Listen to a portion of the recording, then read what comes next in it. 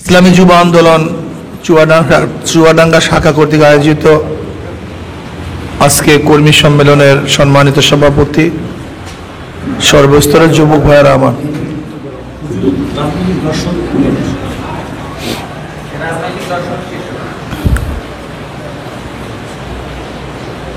আব্বাজান রহমতুল্লাহ আলাই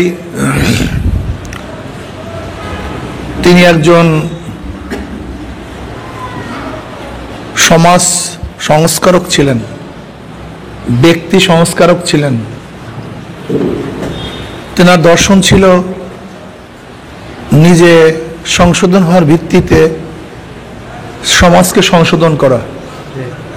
আব্বাজান রহমতুল্লাহ আলাইহি বারবার বলতেন, মাদার গাছ লাগিয়ে আমের আশা করা যায় না। চোর ডাকাতদের মাধ্যমে চোর এবং ডাকাত মুক্ত দেশ গড়া যায় না। যারা দুর্নীতির সাথে সম্পৃক্ত তাদের নেতৃত্বে দুর্নীতি মুক্ত দেশ গঠন করা সম্ভব না। এর জন্য ইসলামী আন্দোলন তিনি কেন করেছেন? ব্যক্তিকে শুদ্ধি করার মাধ্যমে সমাজকে শুদ্ধ করতে হবে। ব্যক্তিকে গঠন করার মাধ্যমে সমাজকে গঠন করতে হবে। আমি মনে করি গোটা দুনিয়ার মধ্যে সর্বশ্রেষ্ঠ দর্শন এইটাই, যে সমাজকে গঠন করতে গেলে নিজেকে গঠন করা ব্যতীত সমাজ গঠন হতে পারে না।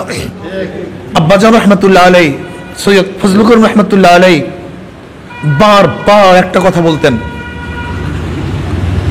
2 নম্বর জমিতে 1 নম্বর ফসলের আশা করা যায় না, 2 নম্বর গাছে 1 নম্বর ফলের আশা করা যায় না, 2 নম্বর উস্তাদের কাছে কোনোদিন ছাত্র 1 নম্বর হতে পারে না, 2 নম্বর নেতার কাছেও দেশ কোনোদিন 1 নম্বর হতে পারে না। আজকে দেখেছেন দেশের স্বাধীনতার বয়স 51 বছর। 51 বছরে যারাই এদের শাসন করেছে তারা দেশকে দুর্নীতি মুক্ত করতে পারে নাই, চুরি মুক্ত করতে পারে নাই, ধর্ষণ মুক্ত করতে পারে নাই। বরং পত্রিকায় বারবার দেখেছেন হেডলাইন এসছে, সকল শিক্ষিত চোর না, কিন্তু যারা চুরি করে তারা সবাই শিক্ষিত।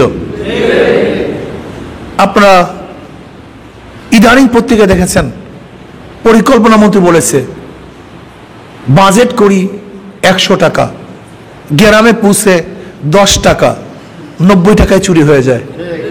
খাদ্যমন্ত্রী কি বলেছেন? দুর্নীতিগ্রস্তদের কাছে দেশ চলে গেছে।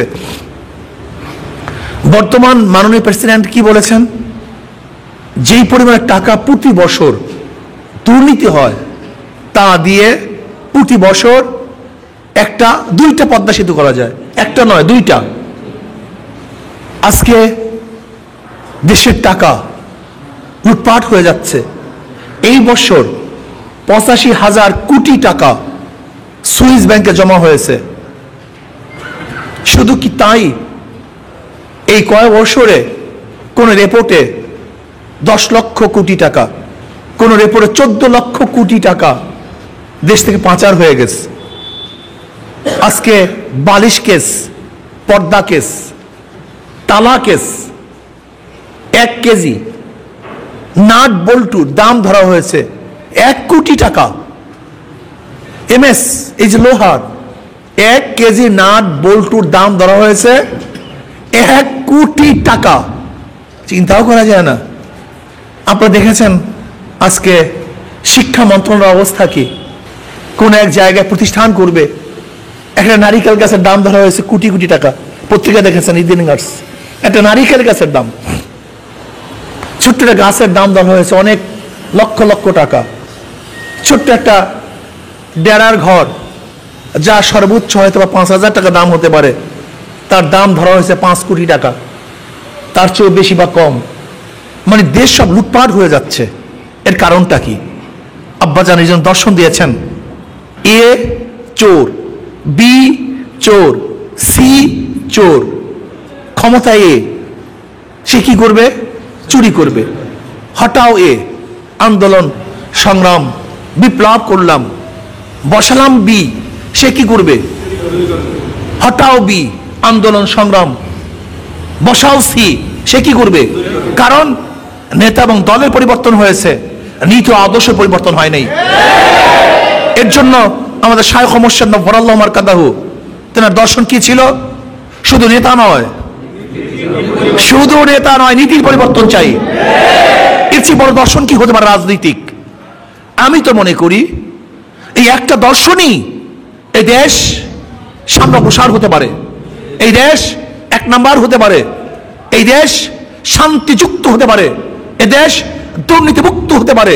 এই একটা দর্শনের কারণেই সাম্যতা সৃষ্টি হবে, মানবিক মর্যাদা রক্ষা পাবে, ন্যায় বিচার প্রতিষ্ঠিত হবে। কাজী আমি মনে করি আমাদের শায়খ মুর্শিদ নওয়ারাল্লাহু মারকাদাহু রাজনৈতিক যে দর্শন দিয়েছেন, শুধু নেতা নয়, নীতির পরিবর্তন চাই। এবং তিনি কি বলেছেন? 2 নম্বর জিনিসের মাধ্যমে 1 নম্বর জিনিস হওয়া সম্ভব না। মাদার গাছ লাগিয়ে আমের আশা করা যায় না, এগুলি দর্শন, এগুলি ভিত্তি। তিনি কি বলেছেন? আওয়ামী লীগ বিএনপি মুদ্রার এপিট ওপিট, মুদ্রার এপিট ওপিট। টাকার এই পিঠেরও যেই মূল্য, ওই পিঠেরই একই মূল্য।